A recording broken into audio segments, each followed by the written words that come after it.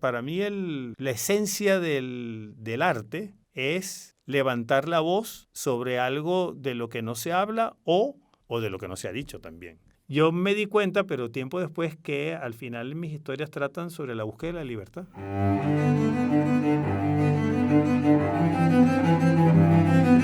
Voces del cine venezolano, una mirada crítica y reflexiva hacia el pasado de nuestro cine y un legado para las generaciones futuras en las voces de sus propios autores y protagonistas. Voces del cine venezolano está patrocinada por el Centro Nacional Autónomo de Cinematografía, CENAC, y Producciones Omar Mesones para Zona Cine Caracas. Y para el episodio de hoy contamos con la participación de nuestro invitado especial, Ignacio Márquez. Y como siempre, quien les habla, su anfitrión, Omar Mesones. Bienvenidos una vez más, todas y todos, a este nuevo episodio de Voces del Cine Venezolano. Para el episodio de hoy nos acompaña Ignacio Márquez, uno de los cineastas venezolanos que se ha destacado por la versatilidad de su trayectoria cinematográfica. Director, actor y director de actuación son las tres áreas en las que ha incursionado en el cine venezolano de manera muy exitosa. Ignacio, bienvenido. Gracias, Omar. Encantadísimo de conversar contigo. Qué bueno, Ignacio. En los próximos 60 minutos vamos a tratar de hablar de tu vida y de tu obra. Vamos a comenzar por el principio, que sería por tu infancia.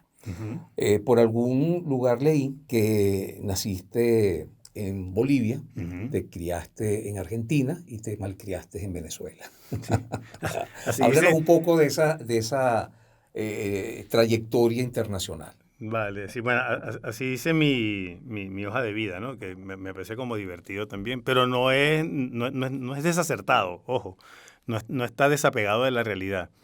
Yo nací en Bolivia, viví hasta los 4 años en Bolivia, obviamente con mi familia nos fuimos huyendo de la dictadura boliviana en el 76, en el 72.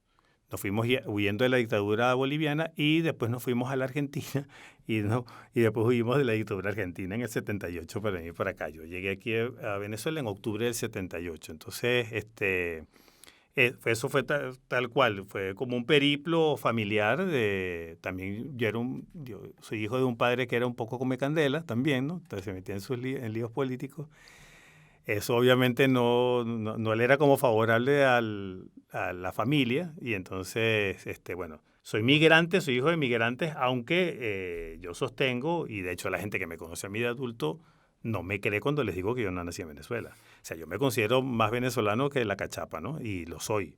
Lo soy en todo sentido. Lo soy idiosincráticamente, culturalmente, beisbolísticamente. Es decir, yo asimilé la cultura venezolana en todo sentido. Pero también reconozco elementos de la cultura boliviana porque mis padres, obviamente, qué sé yo, por ejemplo, la comida. Yo siempre comí con picante, mi mamá siempre preparó picante. Yo creo que yo digo que a mí me daban picante desde el tetero, o sea que es decir, la cultura del picante como condimento esencial para la comida, que es netamente boliviana, yo la asimilé. De la Argentina asimilé la cultura futbolística. Soy un enfermo del fútbol, pero enfermo del fútbol. Yo viví la final del 78, del Mundial 78, y yo estaba en la cancha con mi viejo. Y de ahí nos fuimos a la 9 de julio a celebrar en pleno invierno, que si tú me preguntas ahorita cómo pasaste esa noche, pasamos toda la noche, hasta el día siguiente, en la 9 de julio. Yo no me acuerdo del frío. Yo sí recuerdo que estaba bastante abrigado, pero no me acuerdo del frío, la euforia del campeonato. Y yo era un niño y es como el recuerdo de niño también más fuerte que tengo, ¿no? Y después, claro, vinimos a Venezuela en una época donde no había la globalización que hay hoy en día, se conocía muy poco de la cultura venezolana, es muy diferente a la cultura argentina, mucho más en ese momento, ¿no? Se notaba mucho más las diferencias. Yo nunca había escuchado salsa en mi vida, por ejemplo, ¿no? Hasta mis 10 años nunca había escuchado salsa y la escuché y por primera vez me enamoré. Yo hice mis raíces aquí, de hecho mi familia se regresó a Bolivia tiempo después. Mis padres viven en Bolivia. Y de hecho yo desde el 95 no tengo familia consanguínea en Venezuela, pero que soy venezolano y en todos lados cuando yo escucho el director venezolano, tanto aquí como afuera, y yo siento un orgullo grandísimo, aunque estrictamente no lo sea. Entonces, bueno, yo digo, yo soy hijo de dobles migrantes porque es decir, migramos de Bolivia a la Argentina y después de Argentina para acá. Sé de lo que estaban atravesando muchas de las familias venezolanas con el tema de la migración forzosa, porque yo la viví. La viví siendo niño, pero también la viví percibiendo a los adultos que eran mis padres. Sufrirla, porque no es una migración deseada. ¿Y cómo fue tu infancia, Ignacio, dentro de ese proceso migratorio? Yo recuerdo muy poco, obviamente, antes de los 4 años de Bolivia, lo que sí recuerdo bastante de mi infancia en la Argentina, mucho. Muy influida por el fútbol, muy influida por la cultura argentina, porque aparte en la Argentina estudias historia argentina desde el primer grado, que creo que aquí no pasa eso, ¿no? Creo que aquí empiezas en cuarto. Yo llegué aquí a quinto grado, en Venezuela. Y claro, para mí sí fue impactante el cambio, fue un cambio brusco cultural, es decir, de crecer con 4 estaciones marcadas a tener un verano permanente aquí. Es decir, ya hay cosas como muy diferentes, ¿no? O el trópico tiene como sus particularidades, tenemos un humor distinto. Mi infancia yo la recuerdo muy grata y con muchos amigos allá. Un golpe afectivo, emocional importante dejar a mis amigos con los que crecí los primeros 4 años escolares, pues yo de primero a cuarto grado tuve mis mismos compañeros, llegar a otro país con otra cultura y a volver a ser amigos. Pero también yo crecí en una cuadra con una calle ciega y un terreno baldío en litigio. Era un terreno donde iban a construir un edificio, pero entró en litigio y ese terreno baldío fue una bendición. Entonces ahí jugábamos fútbol, béisbol, hacíamos de todo. Entonces, realmente en ese sentido yo siento que fue una infancia con las complejidades que implica, por ejemplo, este cambio cultural. Yo miro hacia atrás y más bien lo miro con alegría. Ignacio, hay como dos grandes disciplinas a las cuales tú te has abocado profesionalmente, que es el cine, como director de cine, bueno, que también eso implica guionista, productor, pues, pero vamos a hablar básicamente como director, pero también como actor.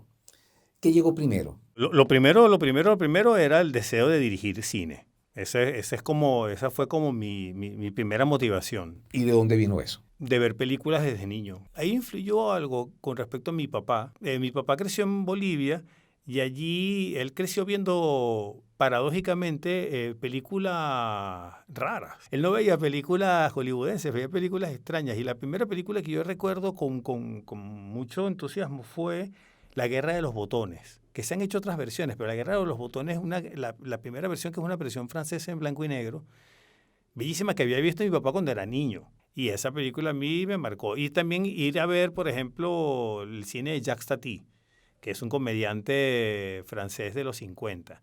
Entonces, claro, yo empecé a ver cine, niño, raro. No era el cine común. Y creo que eso obviamente fue sembrando, ¿no? Un interés. Sobre todo el interés que yo siento es por contar historias.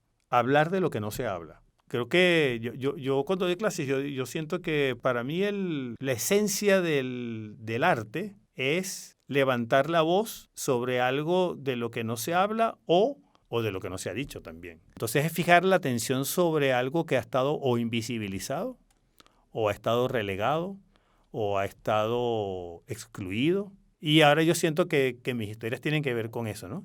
Entonces, claro, cuando yo me gradué de la universidad, yo me debatía entre ser periodista deportivo o ser cineasta. Y no sabía muy bien, ¿no? Porque pues, para mí el deporte es una pasión muy importante, al igual que, no sé si tanto el cine, pero sí contar, narrar. Entonces, yo entré en la Escuela de Artes de la Central, todavía indeciso si me iba a quedar en la Escuela de Artes o si iba a tratar de pedir en algún momento algún cambio a periodismo. Pero yo entré en la Escuela de Artes y paralelo a entrar en la Escuela de Artes de la Central, empecé a estudiar teatro porque pensaba que era el mejor recorrido para aprender a trabajar con actores. Es decir, de hecho, yo no digo que soy actor porque le estoy quitando a alguien que realmente ejerce el oficio como es. Yo no lo ejerzo como es. O sea, yo he tenido experiencias como actor, pero no las he buscado. Y claro, empecé a estudiar teatro y cuando empecé a estudiar teatro, empecé a estudiar actuación, pero como para adquirir conocimientos en cómo me voy yo a relacionar con los actores. Y eso fue lo que me llevó al cine, las dos cosas. Hiciste talleres con Enrique Porte. Estudié con Enrique Porte en el taller del actor, con Santiago Sánchez, que también era profesor del taller del actor en ese entonces, paralelo a la Escuela de Artes de la Central. Y yo tuve una bendición, que es que en el taller del actor se trabaja sobre todo sobre la técnica stanislavskiana, pero después cuando me gradué del taller del actor, Santiago Sánchez, en ese momento, que fue uno de mis profesores, creó un grupo junto con Diana Peñalver, que venía de trabajar en el Odin Theatret durante 4 meses, y el Odin se ha ido más por la técnica grotowskiana, y crearon un grupo que se llamó Teatro de la Sombra, que no tuvo mucho tiempo, pero donde fusionaban la técnica stanislavskiana y la grotowskiana, que se suponía que eran indisolubles o que eran contrarias, que no lo eran tanto así. Entonces yo tuve el privilegio de formarme en ambas técnicas y después utilizar elementos que me han funcionado de ambas técnicas para terminar construyendo como un Frankenstein, que es lo que digo yo, que es lo que yo he ido como construyendo en el camino del oficio. Entonces, claro, yo estudié teatro, pero también el teatro me captó. Yo me enamoré del teatro, de una. Y de una empecé a formarme en el teatro para dirigir teatro. Entonces, en principio, claro, como en el teatro uno se forma y montas clásicos, pero después decía, bueno, yo quiero hablar de otros temas, entonces dije, bueno, para hablar de otros temas pues tengo que escribir. Entonces empecé a formarme también en la escritura y mis primeros ejercicios de escritura y de dirección fueron en el teatro. La escritura para teatro y obviamente dirección para teatro. Y como me formé en una línea experimental, mi teatro, y hice un par de obras que creo que no entendieron nadie, ¿no? Solamente yo, y bueno, eso es parte como de la formación y parte del proceso de cada quien, ¿no? ¿En qué año ocurre eso, esas 2 obras de teatro? La primera obra que yo dirijo es en el 95. No fue una escritura netamente mía esa, fue una adaptación de un cuento de Woody Allen, el cine siempre también muy presente. Pero fíjate que el teatro es lo que me lleva al cine, que yo también intuía que eso pudiera ser así. Mariana Rondón me ve en una obra de teatro. Ella venía de graduarse en San Antonio de los Baños, estoy hablando del año 94, y me ve en una obra de teatro y me llama e inmediatamente fui el protagonista de un cortometraje que lo pueden ver, está en Vimeo, está habilitado para todo el mundo, se hizo en 16 milímetros, Calle 22, fui el protagonista de ese corto, pero también desde en ese momento también me hice muy amigo de ella y de Marité Ugaz, que en ese momento era la asistente de dirección y también fue la montajista.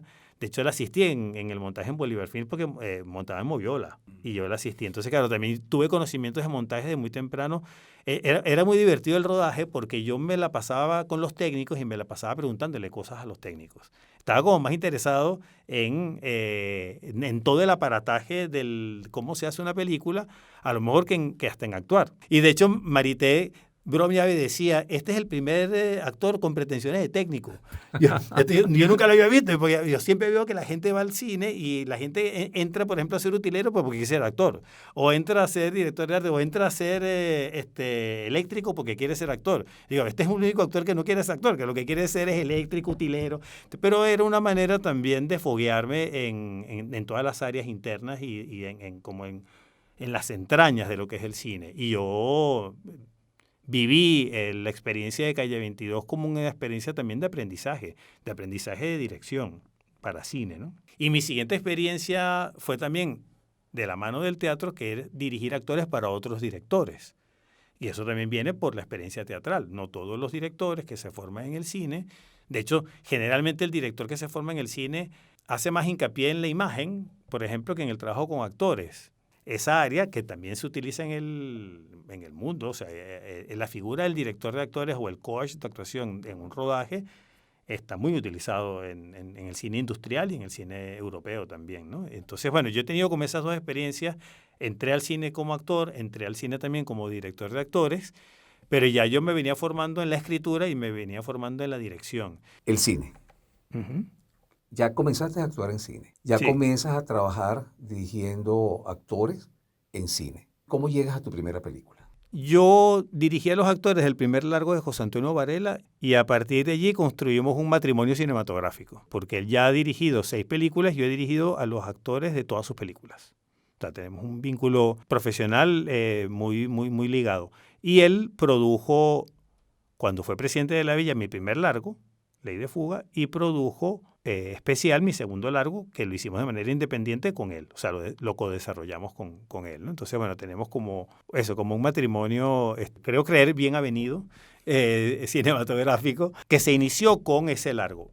Cuando él hizo ese largo, él después entró a Vive y teníamos tiempo hablando de hacer trabajos de laboratorio donde nos formáramos todos en todas las áreas. Y llegamos a hacer un proyecto en Vive donde aplicamos ese concepto. Y lo aplicó él. Entonces yo le daba, armamos un elenco, seleccionamos a 20 actores con los que habíamos visto, todos provenientes de la formación teatral. Y José Antonio invitó a Tony Varela como director de fotografía, a Eleazar Moreno como sonidista, para darnos charlas a todos sobre fotografía, a todos sobre sonido, yo todos sobre dirección de actores, y creamos 5 cortos a partir de un argumento que tenía José Antonio en ese momento, que era la diagramación de una serie. Pero cada quien escogió un personaje y desarrolló un corto.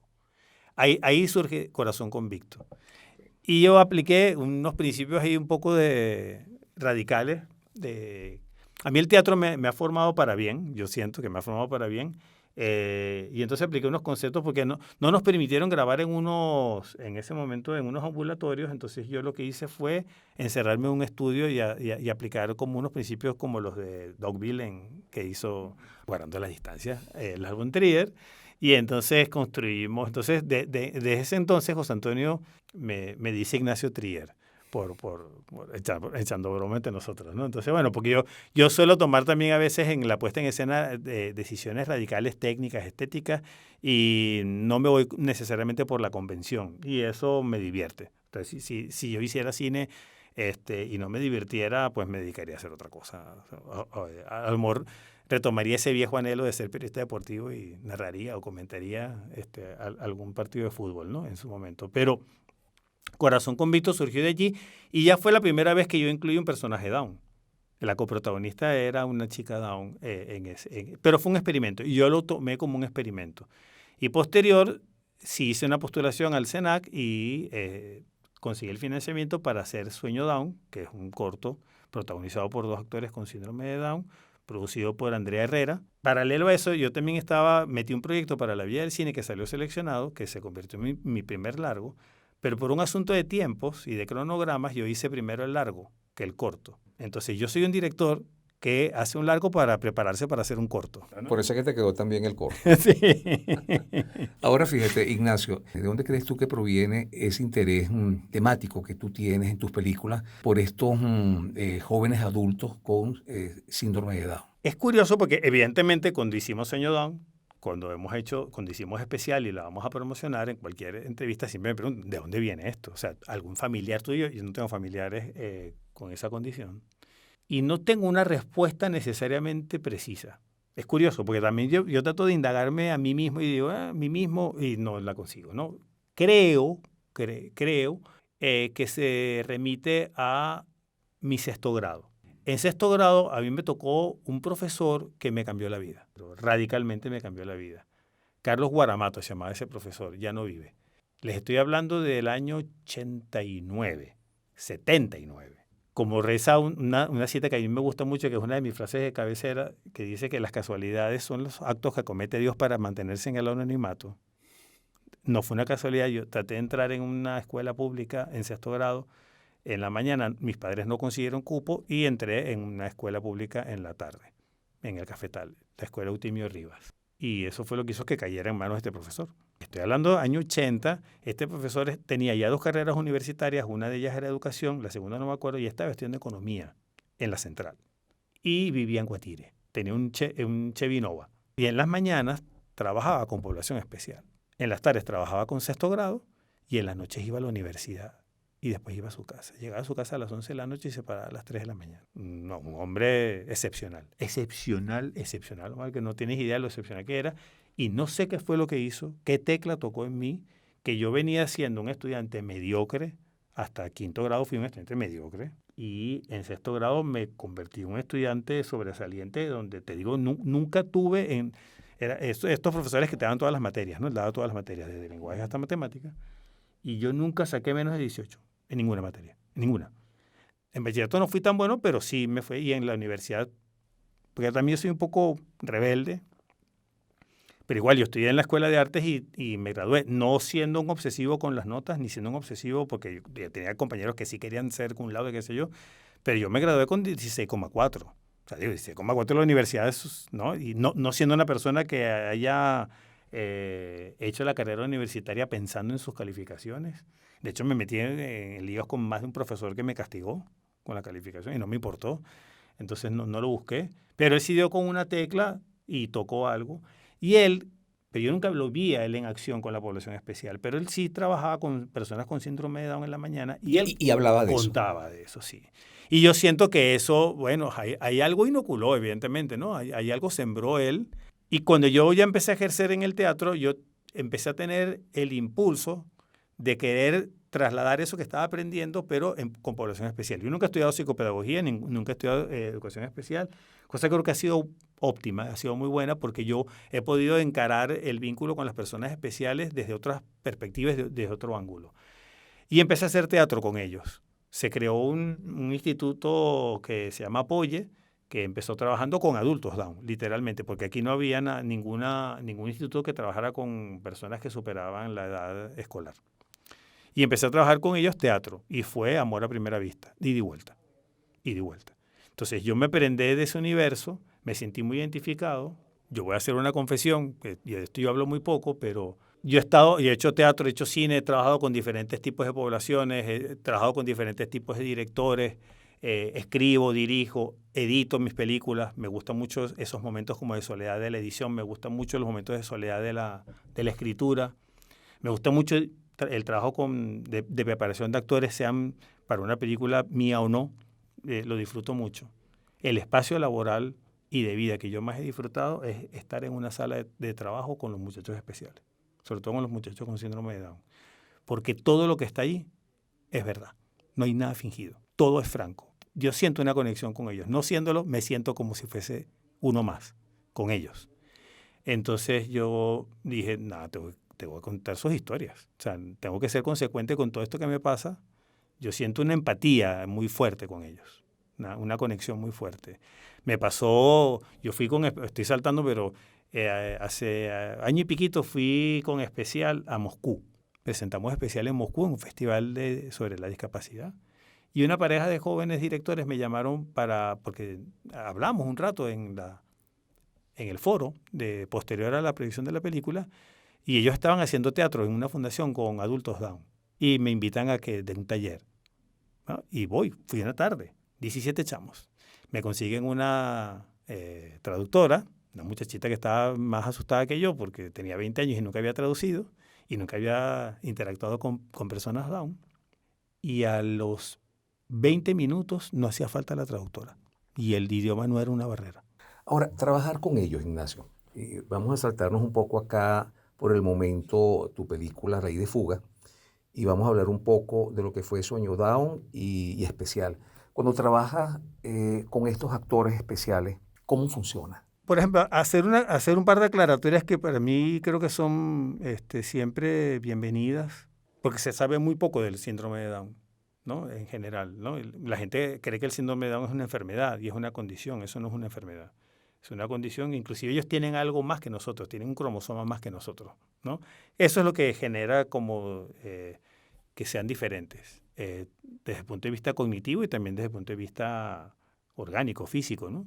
Tienen condiciones distintas a las nuestras. Y entonces hay gente que de repente dice, esta persona es más down que otra. No es más down, nadie es más down que otro, sino nos pasa como a cualquier persona regular. Los que no somos down, bueno, hoy en día el término creo que científico es neurotípico, ¿no? El neurotípico es como el regular. Y en el ámbito regular, en el ámbito neurotípico, hay diferentes grados cognitivos. Lo que pasa es que en ellos se nota un poco más los diferentes grados cognitivos, pero en cualquier ámbito de la vida, de cualquier ser humano, hay diferentes rangos cognitivos. Entonces, y esto simplemente es eso. Pero yo detecté algo desde el principio, que es maravilloso, que es que toda persona con síndrome de Down, esto le pasa a toda la persona con síndrome de Down tiene predisposición a jugar. Y entonces la mejor manera de aprender o de enseñarles a ellos es desde el juego. Y el juego es la esencia de la actuación. Más bien pasa que muchos actores, tomándose tan en serio su oficio, se olvidan de jugar. Y la esencia es jugar. Entonces tú les planteas, por ejemplo, a una persona con síndrome de Down, tú le planteas una situación y ellos entran en la situación, ni te la cuestionan.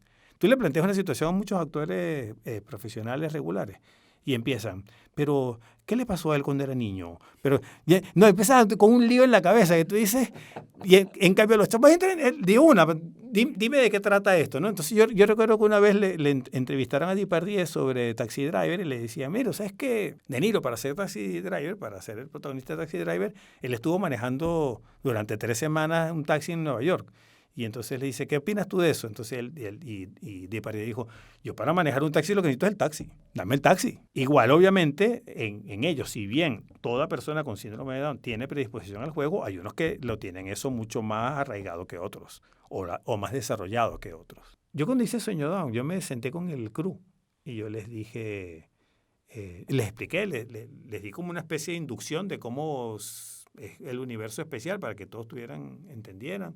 Evitar ciertos términos que pudieran ser peyorativos, ¿no? Discriminatorios. Y sí les dije al equipo técnico, yo necesito que ustedes aprieten porque vamos a repetir más por ustedes que por ellos. Y yo no los puedo cansar porque ellos también tienen una reserva energética menor que la que tenemos nosotros, que eso es real. Y no me creyeron. Y repetimos más por el equipo técnico que por ellos. Porque una vez que ellos tú le das la responsabilidad de que están al frente de una película, se lo toman muy en serio. Y van y lo hacen. Y esto suena a lugar común, pero yo en el tiempo que yo tengo trabajando con ellos, que ya son más de 20 años, es más lo que ellos me han enseñado a mí que lo que yo les he enseñado a ellos. Y esa experiencia también. Ahí teníamos técnicos y gente del cine de toda la vida que atesoran esa experiencia como única. Moñoño, Matías Ticas, Rubén Barreto, el foquista. Gente que, claro, yo les dije cuando iba a empezar, ustedes no han vivido esta experiencia. No han compartido con gente así, no han vivido esta experiencia. Van a tener una experiencia única. Y fue tal cual. Y se extendió evidentemente a especial, mucho más complejo porque yo sí me lo preguntaba, esto yo no lo sabía, Omar. Yo no sabía si, por ejemplo, Graeber iba a sostener la película durante 6 semanas, si orgánica y físicamente iba a poder, si se iba a aburrir en algún momento.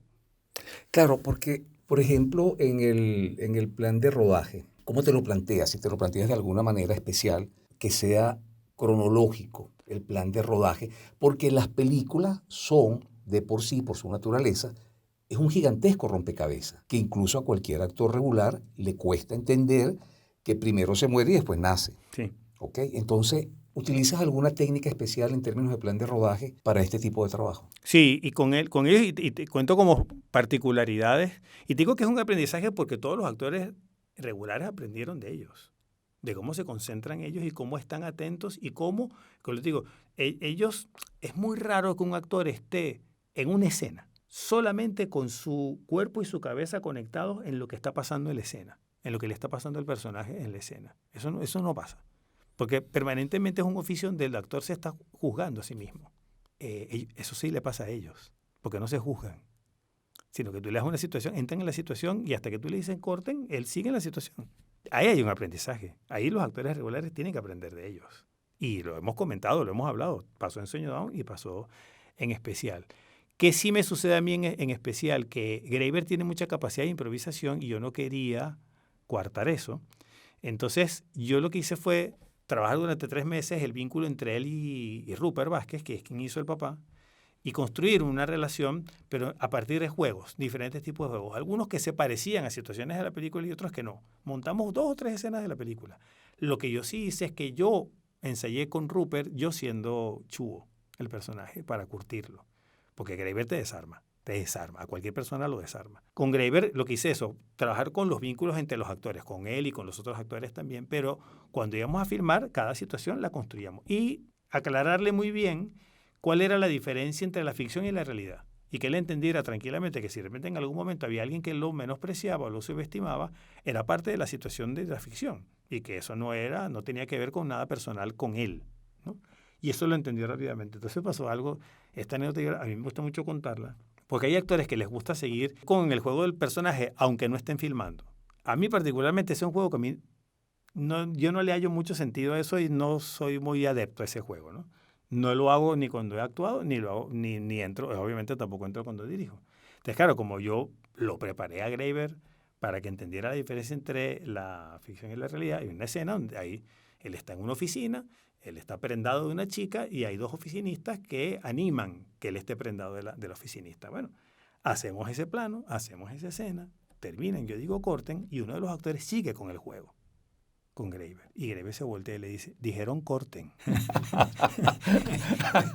Se acabó, ¿entiendes? Y el otro pana se quedó completamente fuera de base, pero el pana entendió todo, aparte entendió todo de qué trataba todo. Entonces, yo, por ejemplo, la cronología actoral es complejo cuando diriges niños y cuando diriges una persona con esta condición, porque tú le puedes plantear a un niño que él mantenga la progresión dramática de su personaje. O sea, le estás dando un peso ahí que no tiene por qué tener. Graeber nunca leyó el guión.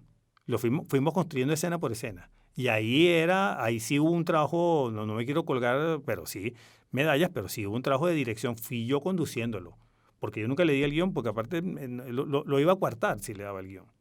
Entonces, justamente, no, la progresión dramática, filmamos en orden lo que pudimos, pero obviamente no filmamos en orden. Y uno siente cómo ese muchacho en la primera escena de calle le da miedo cruzar una calle, que a Graeber no. Ojo, todo lo que tú ves es un trabajo actoral de él. Y después tú ves cómo ese muchacho en la escena final tomó un autobús solo, ¿no? Entonces, y tú ves cómo ese muchacho que es un adulto joven se termina convirtiendo en un adulto. O sea, primero no puede cruzar una calle sin el papá y después casi que tiene que agarrar al papá de la mano para que el papá cruce la calle. Y uno ve esa progresión en ese personaje. Uno ve ese muchacho indefenso convertido en un hombre y hacia el final de la película. Pero esa progresión sí tiene que ver con el trabajo de dirección, de conducción, que también es lo que pasa cuando diriges niños. Cuando diriges niños, la progresión dramática del personaje pues recae en la dirección. Vamos a regresar a tu primer largometraje, Ley de Fuga. Háblanos de Ley de Fuga. Es divertido porque también vuelve el teatro a ser el origen de todo este recorrido. Yo escribí una obra de teatro sobre Bolívar y San Martín, jugando con el tema del encuentro que ellos tuvieron en Guayaquil, que fue a puertas cerradas. Es una obra poco convencional porque es como contar la historia de los dos más importantes peleadores de la independencia de Venezuela, pero como si fueran boxeadores venidos a menos. Que de alguna manera la suerte de los boxeadores es la misma, ¿no? Terminan en la miseria y olvidados. Bolívar entrega su vida para independizar a un país y muere desterrado y en la miseria, ¿no? Y San Martín murió desterrado en Francia y en la miseria también. Se estalló la guerra federal y él prefirió no optar por ningún bando porque sentía que si optaba por un bando o el otro, uno lo iba a aniquilar al otro y se autoexilió. O sea, fue la suerte de San Martín. Entonces, bueno, yo conté la historia de una manera poco convencional, ¿no? Bolívar con truza de boxeador y con una disposición del público también poco convencional porque es una disposición en cuadrilátero. Y nosotros hicimos con mi grupo una gira. Ahí yo escribí, dirigí y actué, pero no por un asunto de ego, sino por un asunto práctico. Y toda la escenografía cabe, y la utilería y el vestuario cabe en una maleta, porque la idea era que fuese un espectáculo fácil de manejar y que fuese flexible de moverse. Y tal cual hicimos una gira por los penales de la Gran Caracas.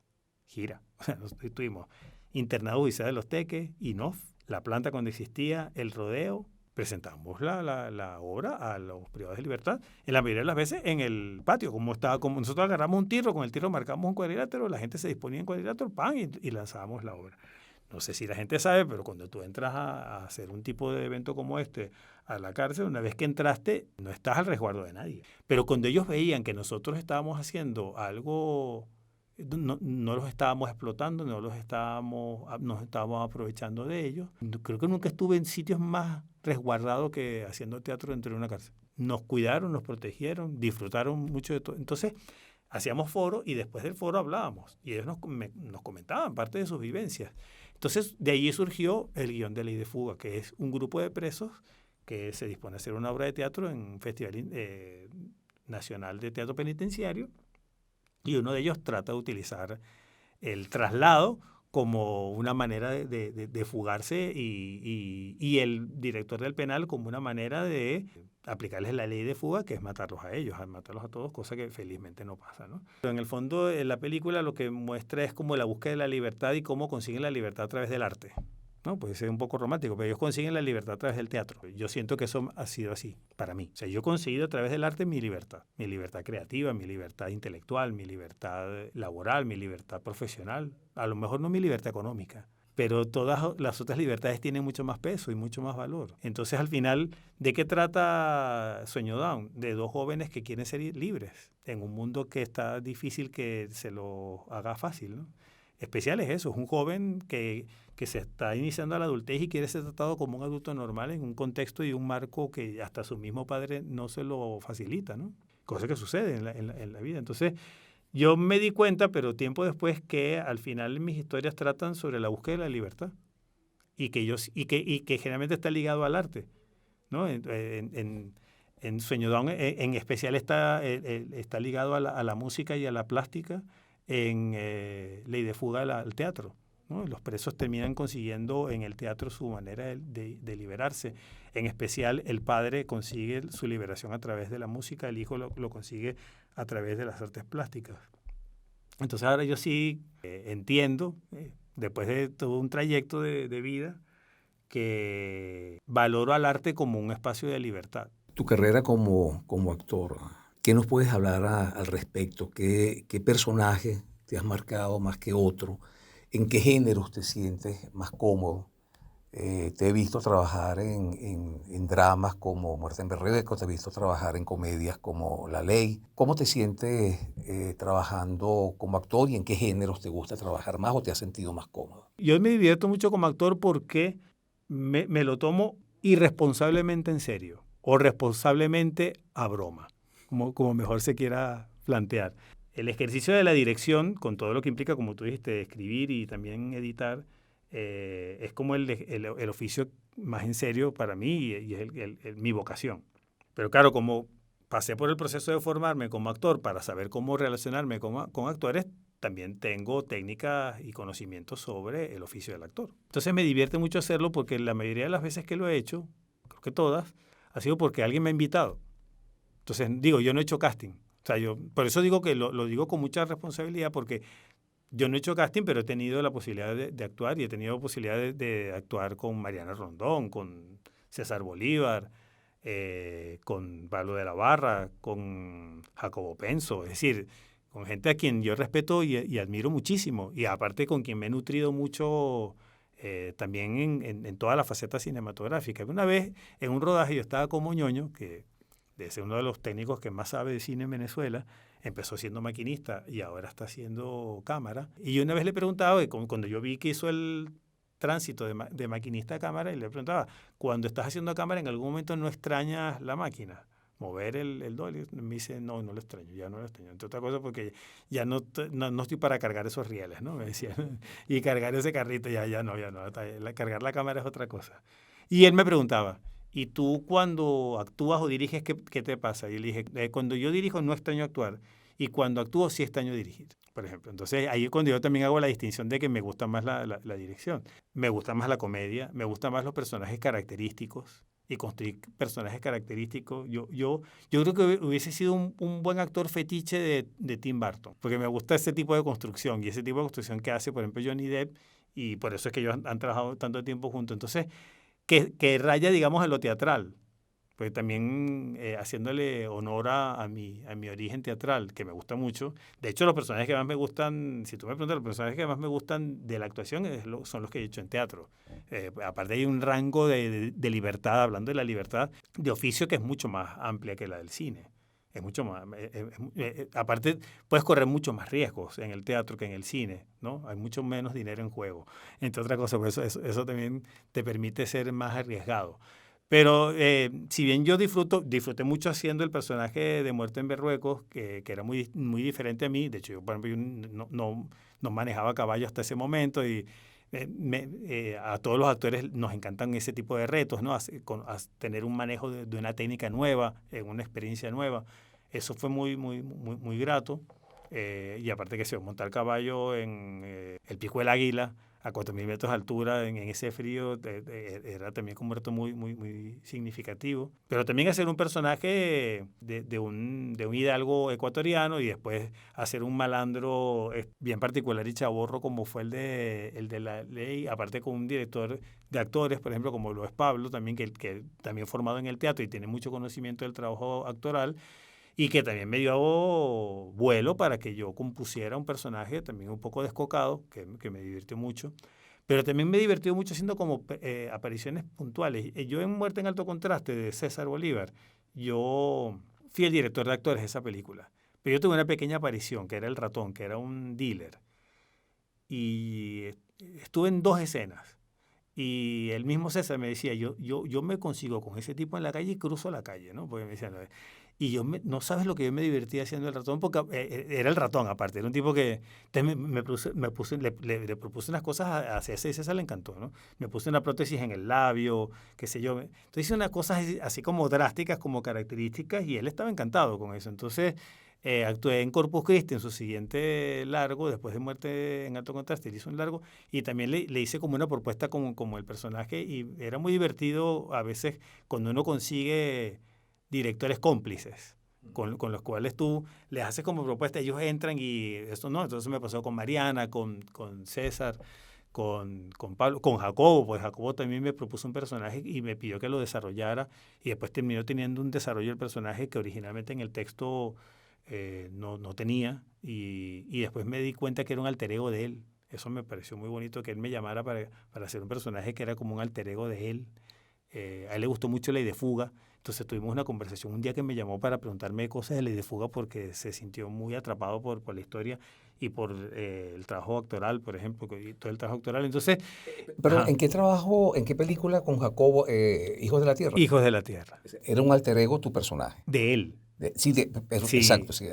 Eh, Tu personaje era un alter ego de Jacobo. Sí, era un campesino que tenía un báculo como muy romántico, tallado, pero después en el báculo sacaba un cuchillo que tenía escondido. Entonces siento que tenía elementos, digo que es alter ego porque tenía unos elementos poéticos, y a Jacobo le encantaba la poesía, y al mismo tiempo tenía una resolución de acción. Y Jacobo era un tipo también como muy proactivo, ¿no? Pero sobre todo por el lado romántico del personaje. Y él me llamó directamente para que hiciera el personaje. Nos sentamos un día, nos tomamos un café y me dijo, está este personaje, está escrito, hay 2 líneas, pero este personaje, y fue cobrando vida en el rodaje progresivamente. Y lo disfruté mucho porque sentí que había una comunicación muy fluida entre director y actor. Ignacio, las técnicas de actuación para cine y teatro son muy diferentes, yo diría que casi que diametralmente opuestas. En el teatro, cada noche, cada día, cada presentación se produce un desarrollo lineal de las acciones, mientras que en el cine todo está fragmentado, es como un gigantesco rompecabezas y no estás rodeado ni estimulado por un público que está atento a lo que tú estás actuando, sino a un público que está pendiente, que la sombra del sonido no entre, que esté en foco. ¿Cómo concilias ambas técnicas? Sí, es un tema del cual se habla mucho, menos mal, ¿no? Y que se habla mucho en términos de actuación, de las diferencias entre teatro y cine. Yo lo que he entendido en el ejercicio de la profesión, y esta es una metáfora que a mí me sirve mucho y me encanta tener estos espacios para compartirla. Yo digo que la actuación en teatro es masculina y la actuación de cine es femenina, en general, como oficio. Digamos, es más yang la actuación, si lo hablamos en términos orientales, es más yang la actuación en teatro, es más yin la actuación en cine. ¿Por qué? En el teatro, el intérprete tiene que llegar a todos los espectadores. Independientemente que dentro de la escena y dentro de la convención de la escena le esté inclusive diciendo un secreto a otra persona, no lo puede hacer en una voz tan baja como que para que no lo escuchen los demás, lo tienen que escuchar los demás. Hay una convención, obviamente, en el teatro. Hacer creer que estás diciendo un secreto cuando en realidad lo está escuchando todo el mundo. Si tenemos una sala para 200 personas, tienes que llegarle al espectador 200. Para llegar al espectador 200, tu acción tiene que ser penetrante, expansiva, masculina. Entonces está tu cuerpo entero expuesto frente a un público. No puedes esconderte. En el cine tienes elementos como para hacerlo, como los valores de encuadre, ¿no? Entonces, en la actuación para cine es todo lo contrario. Tú tienes que invitar a que el espectador ideal, que ya no va a ser obviamente una persona, es la cámara. Entonces tú tienes que invitar a que la cámara entre a ti. Por eso digo que es más femenina, es más seductora, es una invitación. Mientras que en la actuación para teatro es penetrante, es exterior, va hacia afuera, y es por eso que el actor de teatro tiene que hacer el tránsito a cine, porque está acostumbrado a llegarle a una audiencia. mientras que en el cine no hace falta. Entonces, ¿qué pasa? Cuando tú haces el trayecto y de repente un director te dice, en cine, un actor que viene del teatro te dice, ay, es eso, lo que acabas de hacer así es. Y a ti te da la sensación de que no hiciste nada. Claro, porque no lo necesitas. Porque ya la cámara está haciendo el trabajo que tú harías si estuvieses en una sala de teatro. Entonces, lo que hay que hacer es ajustes. Pero también un actor de cine que nunca ha estado en una sala de teatro, en un escenario de teatro, tiene que hacer ajustes. Porque si no, no se lo va a oír, si no, no se va a percibir lo que está haciendo. Entonces, bueno, cada uno de los medios tiene sus propias exigencias. Y yo creo que cualquier actor está en la capacidad de hacer los ajustes para cada una de ellas. En el teatro no hay toma dos. Eso sí es verdad, o sea, claro, la persona que se ha formado en el teatro y que tiene un oficio en el teatro tiene unas herramientas que un actor que solo se ha formado o en la televisión o en el cine o en ambos, que no tiene. Porque sí, lo que no hiciste, no lo hiciste. Y lo que hiciste de más o de menos, ya quedó. Entonces, y hay que convivir con eso. Entonces, la capacidad de resolución por oficio que tiene, por lo general, un actor de teatro, es ese resteo no te lo da otro medio sino el teatro. O lo que te daba antes la radio en vivo. Yo creo, Ignacio, que de todas las artes histriónicas, la más poética es el teatro, la más orgánica, la más viva, la más única. O sea, cada día se produce una obra de teatro que es irrepetible. Al día siguiente son los mismos actores, es el mismo parlamento, son los mismos diálogos, pero es otra obra. Y es otro espectador. Y es otro espectador. Entonces, la experiencia en el teatro tiene la maravilla de ser efímera, porque va y única, como tú bien dices, porque solamente sucede en ese momento. Lo que tiene la maravilla del cine es que es inmortal, ¿no? Entonces, bueno, cada una tiene como sus particularidades, pero sí es evidentemente es mucho más exigente el teatro por lo efímero que es. Que al mismo tiempo, al ser efímero, le da un rango como de finitud. Bueno, como es efímero, es decir, la representación termina cuando termina. En una película no. Dirección de actores. Este es otro oficio y es otra disciplina en donde se mezclan muchas técnicas. Aquí tienes la ventaja de que conoces el oficio del director y conoces el oficio del actor. Háblanos un poco de esta experiencia. Yo en algunos casos he visto algunos resultados, como por ejemplo el de Brecha en el Silencio, que es una película cuya temática es extraordinaria, me parece que es una de las mejores películas venezolanas, pero también creo que es una de las películas venezolanas con una actuación destacada, yo diría que deslumbrante. La dirección de actores para mí es fascinante. Fascinante. Yo disfruto todas las áreas del cine, como te decía hace un rato, disfruto la soledad de la escritura, disfruto mucho cuando el trabajo empieza a abrirse al resto del equipo, cuando esos personajes que estaban escritos empiezan a respirar y a hacer carne y hueso. Disfruto mucho el rodaje y después cuando dirijo disfruto mucho cuando me encierro otra vez a la sala de edición porque es una manera de escribir pero con imágenes. Disfruto todas las áreas del cine, pero la que más disfruto es la dirección de actores, ya sea para mí o para otros directores. Es lo que más disfruto. El encuentro con los actores cuando esos personajes empiezan a cobrar vida es ese momento de creatividad, es el momento que yo más atesoro, es el que más disfruto y es el que el espectador no ve, porque va a haber un resultado de eso, ¿no? Entonces, y a mí, por ejemplo, yo disfruto de dirigir a directores, a actores por otros directores, ¿no? Porque he visto a veces que, y me han preguntado también que si eso compite con el director, yo me pongo al servicio del director, la verdad.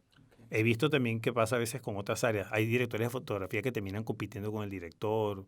A mí no me ha pasado, lo he visto. Eso a veces pasa. Hay áreas de conducción que terminan compitiendo entre ellas. Yo cuando dirijo a los actores me pongo al servicio del director y les pregunto qué es lo que quieres ver. Y sobre lo que esa persona quiere ver, director, directora, trabajo con directoras también, yo les hago una propuesta de trabajo. Y una de las cosas más fascinantes es que ningún actor se parece a otro. Ni todos funcionan de la misma forma ni con los mismos estímulos. Entonces es fascinante, es retador también, es demandante también, pero es fascinante cuando te das cuenta de eso y cuando empiezas a trabajar y dices, bueno, aplico esta estrategia con este actor, esta otra con esta actriz, porque no le va a funcionar igual. En Brecha en el Silencio le pasó a Vanessa Di Quattro, que es la protagonista, que al principio no entendía una estrategia que yo le planteé. Y lo entendió cuando vio la película, ni siquiera cuando el proceso de ensayos. En el proceso de ensayo, los morochos no estaban. Ellos sí, obviamente dirigieron toda la película y en la película me pidieron que yo no me dirigiera directamente a los actores. Cuando había alguna observación dentro del rodaje, yo se las decía a ellos y ellos después disponían si se la comunicaban o no los actores. O sea, pero yo preparé a los actores en función de lo que ellos me pidieron, ¿no? Entonces, con Vanessa en los ensayos, yo le decía, bueno, vamos a hacer tal escena, preparamos tal escena, y él le decía, ahora tú puedes hablar. Vas a hablar y vas a decir lo que tu personaje diría, ¿no? Aparte, tú bien la vista, había una relación muy tirante con la mamá. Le dije, bueno, di todo lo que le tengas que decir. ¿Cómo le responderías? Okay. Hacíamos la escena una vez, 2 veces, 3 veces, 4 veces. A la 5ª vez yo le decía, bien, ahora no puedes hablar. Y él no entendía muy bien qué era lo que yo estaba haciendo, ¿no? Que aparte te digo, es más o menos sencillo. El personaje es sorda. Entonces, yo lo que quería trabajar con Vanessa era la impotencia del personaje, de que no se podía comunicar, porque no tenía la herramienta. Entonces, como no podía hablar, no se podía comunicar. Pero para poder trabajar la impotencia, hay que entender qué es lo que estás conteniendo. Entonces, yo le soltaba la palabra, ella hablaba y después yo la inhibía. Entonces, claro, ese inclusive hasta dolor, diría, ¿no? De la impotencia, de no poder comunicarse porque no tiene las herramientas para hacerlo, porque era un personaje que tampoco nunca aprendió el lenguaje formal de señas. Entonces, eso era lo que estaba mostrando, buscando del personaje. Pero si yo buscaba eso de una, lo que podía conseguir era un exceso de tensión. Y ese tipo de estrategias yo la utilizo en general. Es decir, libero lo que realmente el personaje quisiera con el otro, pero después se lo inhibo. Entonces, claro, tienes la información, pero no lo haces. Son estrategias de trabajo que las he ido, como te decía, he ido como construyendo mi propio Frankenstein en el camino, he ido recogiendo técnicas de aquí, técnicas allá, pero también he ido como de alguna manera construido cierta técnica, no la he patentado, pero hay ciertas técnicas de trabajo de dirección actoral que he ido como inventando en el camino. Pero, por ejemplo, es muy fascinante tener un elenco, un actor down. En el caso especial, su antagonista, el otro protagonista, nunca había actuado, es un músico. Entonces, cómo también trabajar con una persona que nunca ha actuado y el otro es down y así, ¿no? Entonces, vas construyendo y, bueno, ese universo y guiar a una persona en la construcción de una persona que no es él o que no es ella, es fascinante. Yo creo que en el fondo, esto es una cosa a la que había llegado ahorita. Últimamente he estado estudiando sobre neurociencia. Creo que los actores tienen que entrenar su cuerpo porque su cuerpo es su herramienta esencial. Y yo durante mi formación grotowskiana entrené muchísimo, hice un entrenamiento muy exigente, lo dejé cuando empecé a dirigir, pero de unos años para acá volví a trabajar a través de una disciplina del cuerpo porque me hacía falta, pero a nivel personal. Tengo ya 15 años practicando Tai Chi, estoy dando clases inclusive. Entonces yo creo que cualquier disciplina, yoga, Tai Chi, danza, es óptima para el trabajo actoral porque te ayuda a agudizar tu autoconocimiento y un actor tiene que autoconocerse muchísimo porque es su propia herramienta. Entonces yo sí creo que eso es importante. Entonces, claro, he agudizado el Tai Chi, he agudizado la meditación. Ahorita hay una conexión entre la neurociencia y la meditación, no sé si la sabes, pero porque se han dado cuenta de los avances que los hindúes hace 5.000 años ya tenían y los chinos también hace 5.000 años tenían, que la meditación favorece todos los procesos cerebrales y hay toda una conexión entre hoy en día la neurociencia, que es la ciencia más avanzada, con la meditación. Entonces, hay todo un proceso de beneficios que gana y yo creo que el actor tiene que entrenarse, ¿no? Entonces, eso me ha hecho a mí ahora entender cómo funciona el cerebro de otra manera y que las experiencias que más disfruta y más atesora el cerebro es cuando el cerebro descansa. Nosotros estamos todo el tiempo pensando en 20.000 cosas a la vez. Entonces, ¿qué pasa? Que cuando un actor está en una obra de teatro, está básicamente pensando en su personaje. Por eso es tan placentero. Porque durante ese momento se olvidó de su vida y disfrutó durante esa hora y media de estar conectado en otra cosa. Por eso es que disfruta tanto la gente de la meditación. Porque durante esos minutos de meditación, su cerebro se puso en remojo y descansó. Por eso también es tan placentero el acto sexual. Porque en el acto sexual está todo tu cerebro pensando en generar y propiciarte placer, ¿no? Ya sea ida y vuelta, ¿no? En generarlo en el otro o en recibirlo. Ignacio, tus proyectos? Estoy desarrollando 2 proyectos en simultáneo. Uno está más avanzado que otro. Si todo funciona y fluye como vamos, filmamos este año, en agosto. Es un proyecto muy diferente a Especial, aunque tiene una esencia muy similar, ¿no? Como te decía, me he dado cuenta que mis proyectos terminan hablando sobre la libertad y como con el arte muy presente. Entonces es una historia de humor negro, una sátira, se llama Mis Insectos. Es una historia de humor negro sobre un grupo de terroristas estéticos que se autodenominan Frente Emancipador de Otredad Estética, FEOS. Y son un grupo que atenta contra los íconos de la estética dominante. Y quien lo conduce, este grupo es un trío, es una mujer transgénero y la actriz que lo va a protagonizar es una actriz transgénero también. También está un joven down y una chica emo. Pero bueno, es una historia de humor negro que aborda de manera sarcástica y crítica el dominio de la estética establecida y levanta la mano por aquellos que han sido, por alguna razón, estéticamente excluidos o relegados. ¿Cómo evalúas la situación actual del cine venezolano en cuanto a la producción, por un lado, y por el otro, el interés que está despertando en este momento en el público, luego de venir de un episodio fuerte e intenso como lo fue la pandemia? A ver, tenemos creo que 2 escenarios y en algún momento todos los que hacemos vida en el cine debemos conducir para que esos escenarios se crucen y se encuentren. Porque por un lado tenemos la voluntad indetenible de los cineastas de seguir haciendo cine independientemente de las circunstancias y cine de calidad. Tanta repercusión importante, buena, satisfactoria que tiene el cine venezolano fuera de nuestras fronteras lo certifica. Espacios de apertura en streaming, en festivales, valoración de películas nuestras en festivales internacionales, evidentemente certifica que no solamente el cine venezolano se sostiene por la voluntad de quienes lo hacemos, sino también la calidad de quienes lo hacemos. Entonces, creo que habla muy bien de nosotros, como hombres y mujeres del cine. Y ahora sí necesitamos que esa valoración también esté en el público, que no termina de darse.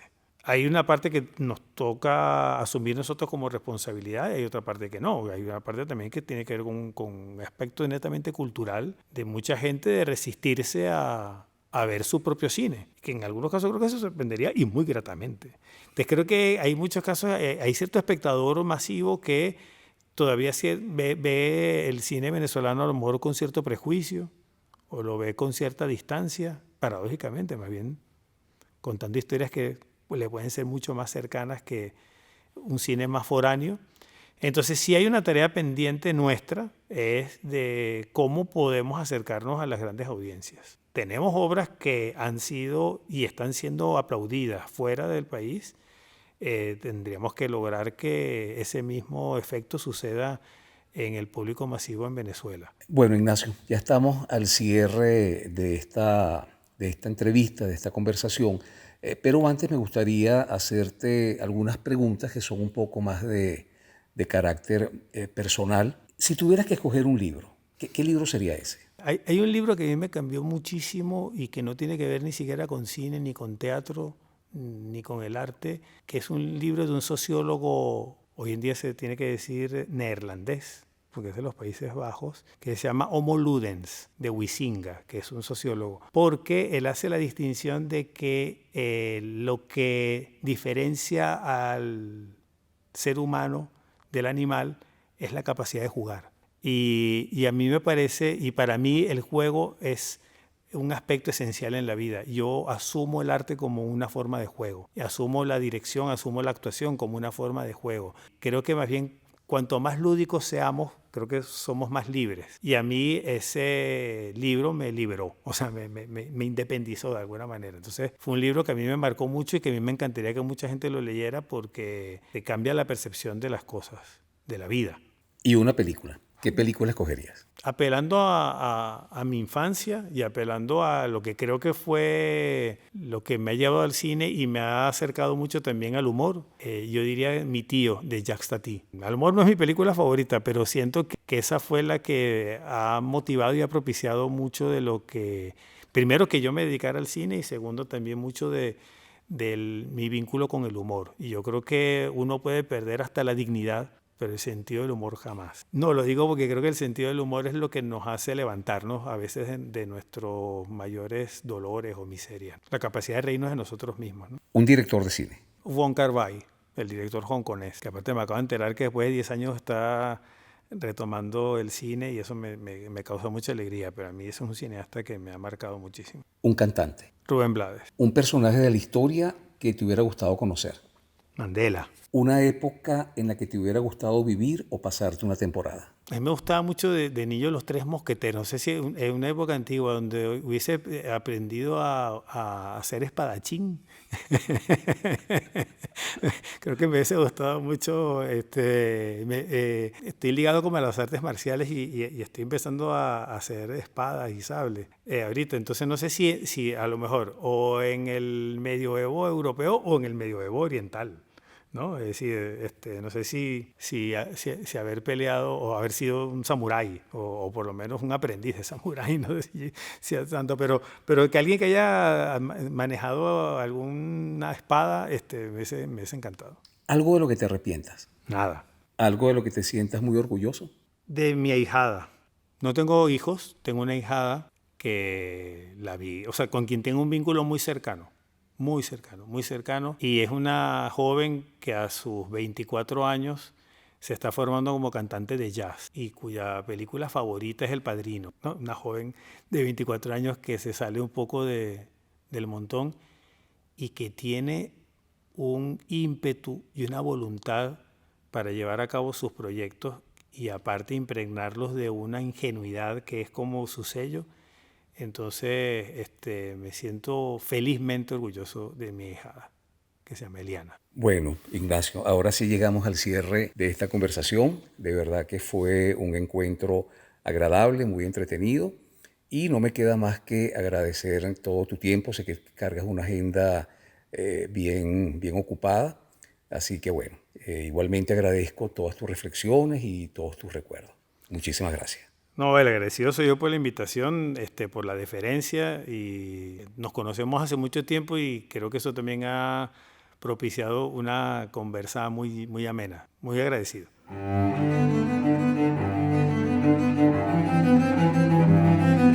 Voces del cine venezolano, una mirada crítica y reflexiva hacia el pasado de nuestro cine y un legado para las generaciones futuras en las voces de sus propios autores y protagonistas.